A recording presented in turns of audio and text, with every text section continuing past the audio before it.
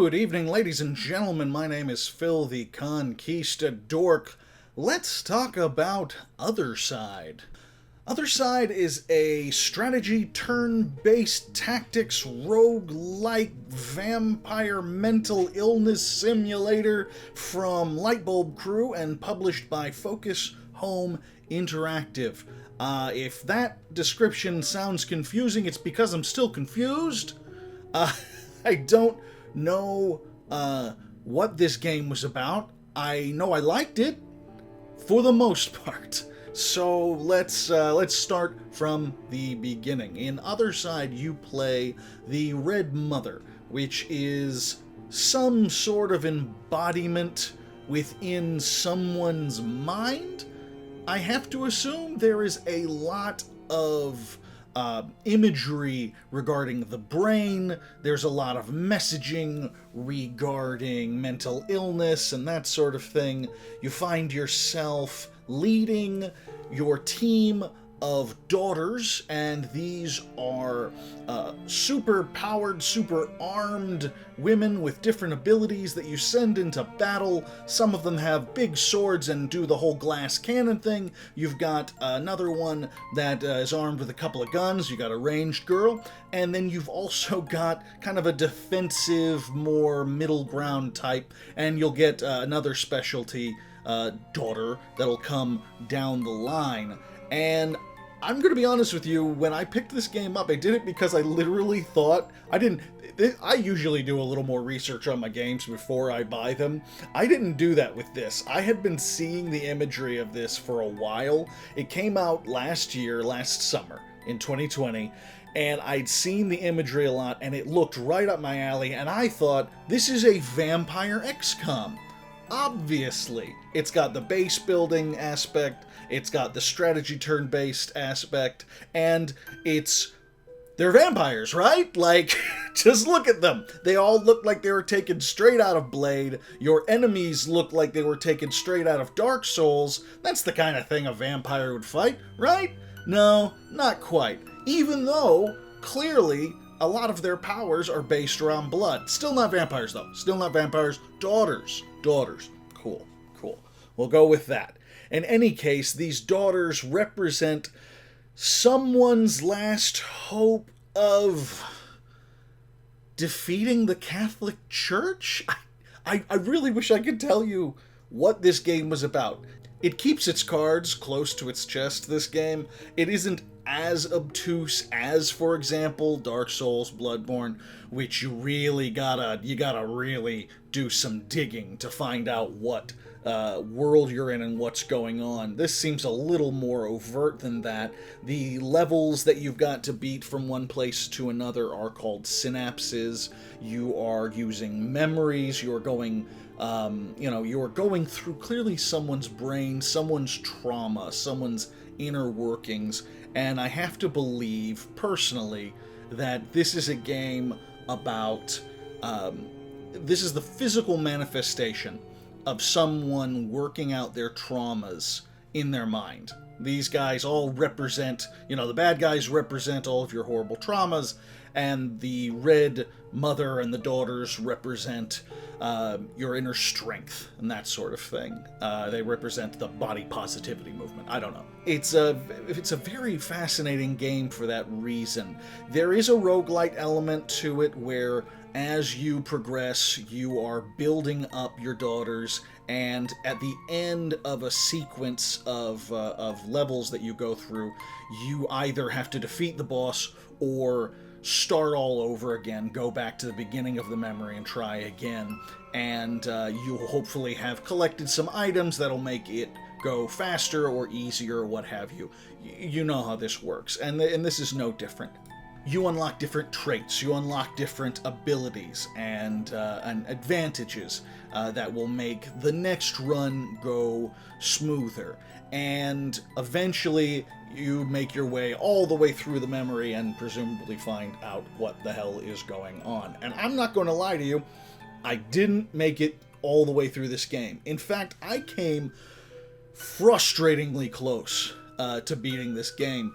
And I didn't, because The difficulty and the strategic element of the game is a lot of fun, but it gets very samey after a while. By the end of the game, you have played the same kind of levels a lot. You've played them a lot, and it's real easy to go, I need to take a break. I need to put this thing down.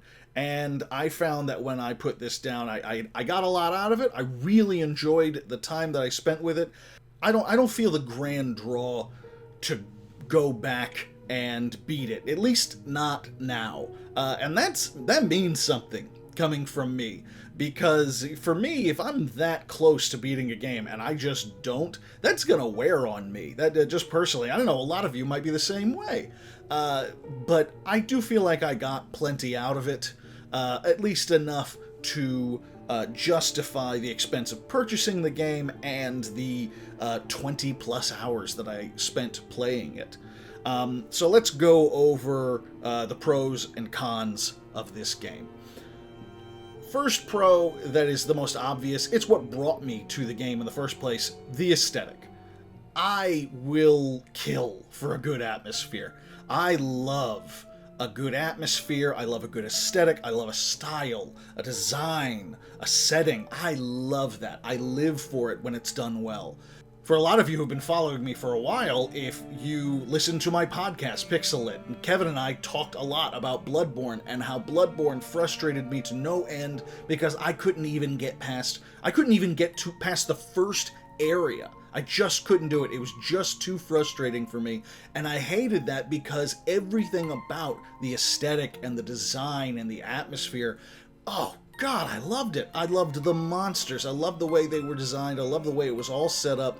It was so frustrating to me to not be able to travel through that world on my own. It's a tough game, and so it was a frustrating moment for me. So even when a game frustrates me, if it's got a beautiful design element like Othercide does, that's going to account for a lot to me. That makes a huge, huge difference. The monsters are designed so well. They're horrifying creatures. And then, of course, the big elephant in the room, there is a black and white and gray, it's a grayscale style color scheme with highlights of red. And it is absolutely unique.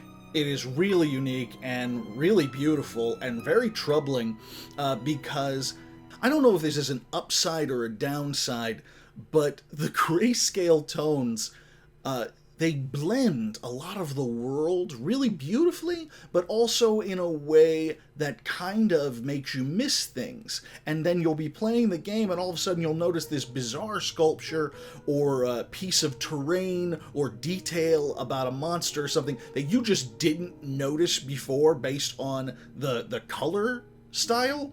And it is shocking.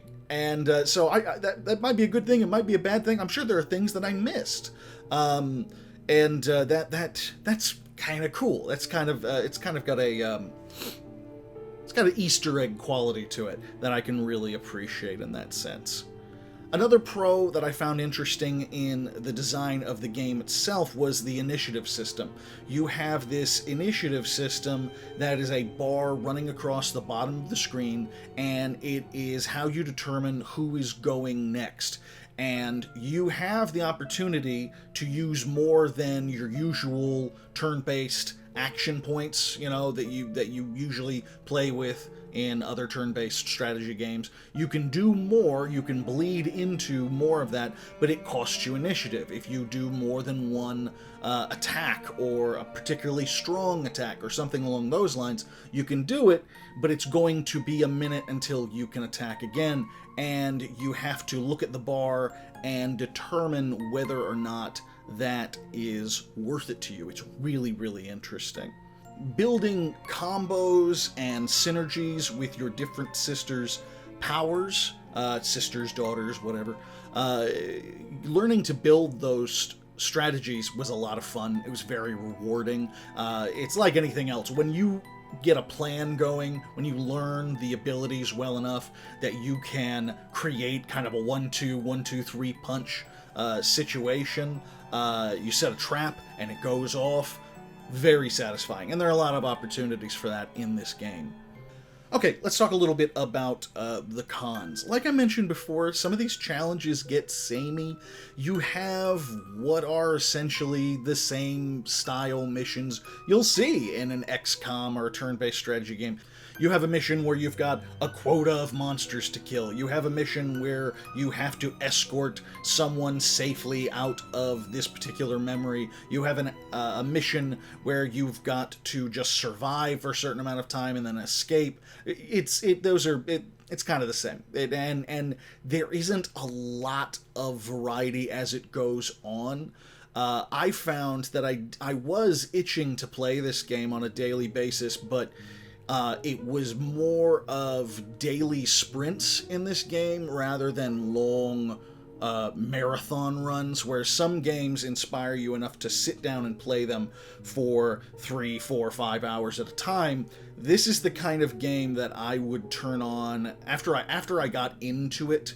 I found myself turning it on in an afternoon and playing for an hour, getting through some of the missions, and going from there and just progressing a little bit more. Grinding let's call it what it is. I was grinding, and that gets a little samey after a while. And when you consider how brutal the game is, and it isn't Darkest Dungeons level brutal, but the whole point of the game is you are going to be sacrificing your daughters for the right moment.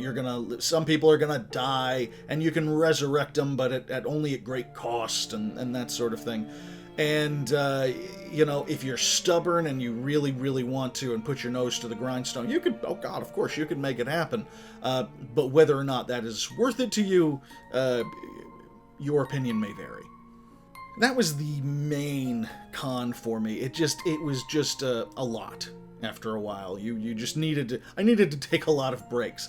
And it comes back to what I was saying earlier, where I came to the very, very end of this game. I got almost all of the achievements on this game, and it went long enough and it just frustrated me enough that I said, you know what, I think I'm good. I've put in 21 hours of this game. I got the idea. I might come back to it. Maybe I will. I am satisfied with what I got out of it. I truly am.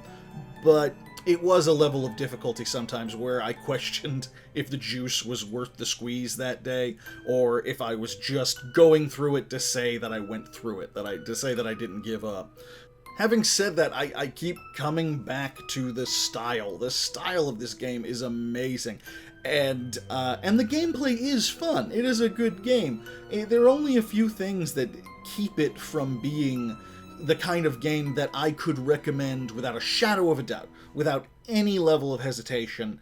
I would recommend this game to. And there are only a few things, there are only a few caveats that I've expressed here, but man, it is just a stylish, interesting, unique kind of a game. It is not the same old experience when it comes to the look of it or the feel of it.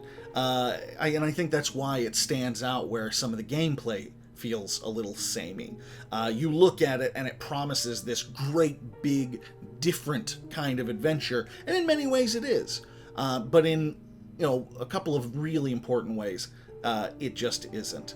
Having said that, if you like XCOM, if you like turn-based strategies, if you like vampires, I know they're not vampires, but they look like you know what I'm talking about. If you like that aesthetic, if you like that world, you could do worse than to pick this one up. It is an indie game, so it doesn't go for as much as your average AAA game. It goes for $30. And that's when it's not on sale. I purchased it during a sale. I think I got it for like $20. And like I said, I got a lot of gameplay out of it. And to top it off, they're still updating the game. The game's over a year old, and they just released a cosmetics DLC where you can customize your daughter's make them look cool, and it is neat. It is a neat aspect of having them.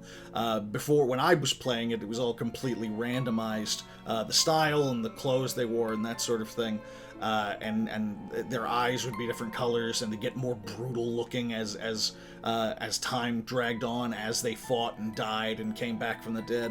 But it looks like with this DLC, you'll be able to make some more conscious decisions on how they look. If that matters to you, that's very cool. Without the DLC, I can speak from experience. I did not really care all that much what what the hairstyle or the outfit was. It'd be like, I'd get her and be like, cool, pigtails, let's go. It didn't matter to me all that much. If you're looking for something that has a weird, winding sort of storyline that it doesn't feed to you, it definitely doesn't just, spell it out for you. I did spend a lot of time sitting and playing this game, wondering what the hell was going on and trying to put the pieces together in my head. And I wanted to get the review out before I officially, sat down and watched some videos. I'm sure there are YouTube videos out there where they will, dissect this whole thing. Much smarter people than me have dissected this, I'm sure, and have an idea on what's going on. But I wanted to get my own idea out there before I actually, looked into what the quote-unquote experts have to say about it. But Othercide, very interesting game. Absolutely worth a look, even if you have to wait for a sale to get it. I highly recommend it.